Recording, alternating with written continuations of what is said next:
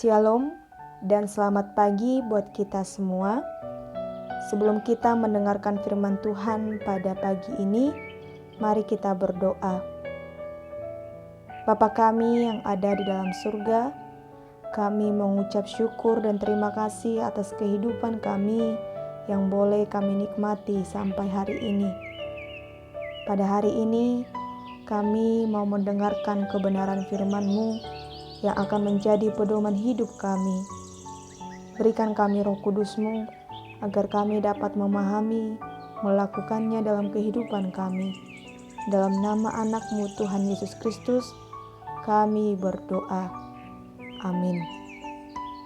Bapak, Ibu, dan Saudara yang terkasih, firman Tuhan buat kita pada hari ini tertulis di dalam Yohanes 14 ayat 1. Beginilah bunyi firman Tuhan.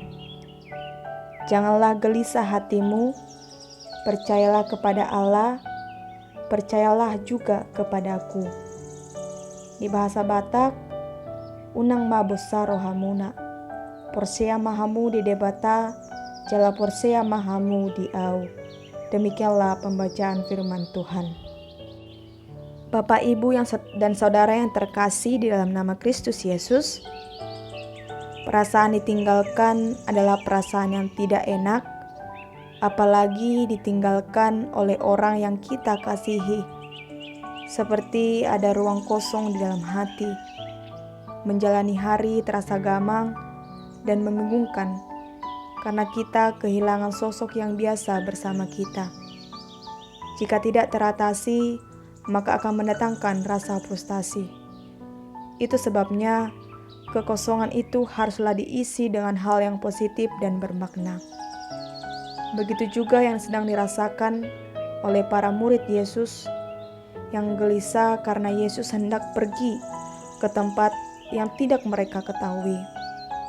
Oleh karena itulah, Tuhan Yesus meminta mereka untuk mempercayakan hidup mereka kepada Allah dan percaya kepada Yesus Kristus.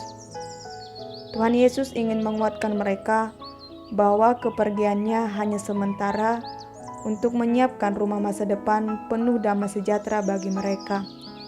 Rumah yang akan menjadi tempat tinggal bersama Tuhan, penuh dengan kedamaian. Janji Tuhan bukan hanya berisi pengharapan di masa depan setelah orang-orang percaya meninggalkan dunia, tetapi juga memberikan jaminan bagi setiap murid bahwa kesusahan yang mereka alami akan berbuahkan kebahagiaan apabila mereka sungguh-sungguh percaya kepada Tuhan. Memang tidak mudah untuk memahami kehendak dan karya Tuhan, namun hidup orang beriman adalah menyerahkan diri sepenuhnya kepada Tuhan di tengah ketidakmengertian akan misteri kehidupan ini. Selalu ada karya baik yang Tuhan siapkan bagi kita semua. Bahkan selalu ada rumah damai sejahtera yang Tuhan siapkan di tengah banyaknya kegelisahan manusia dilanda aneka badai kehidupan. Apakah saat ini kita sedang dilanda kegelisahan atau kekhawatiran? Apakah juga di tengah kekhawatiran itu kita mempercayakan hidup kita kepada Tuhan dengan sepenuh hati? Marilah kita berpegang erat pada Tuhan yang akan menyelamatkan kita dan menyediakan rumah yang terbaik bagi kita. Jangan gelisah dan khawatir, Ia akan selalu menolong kita, asalkan kita percaya kepada Dia. Amin. Mari kita berdoa. Terima kasih ya Tuhan, buat firman-Mu yang mengajarkan kami akan janji-Mu yang menjamin kehidupan kami. Asalkan kami mempercayai Engkau sepenuhnya dalam kehidupan kami. Kuatkanlah kami dan teguhkanlah iman kami, agar kami selalu mengingat Engkau dan mempercayai Engkau dalam kehidupan ini.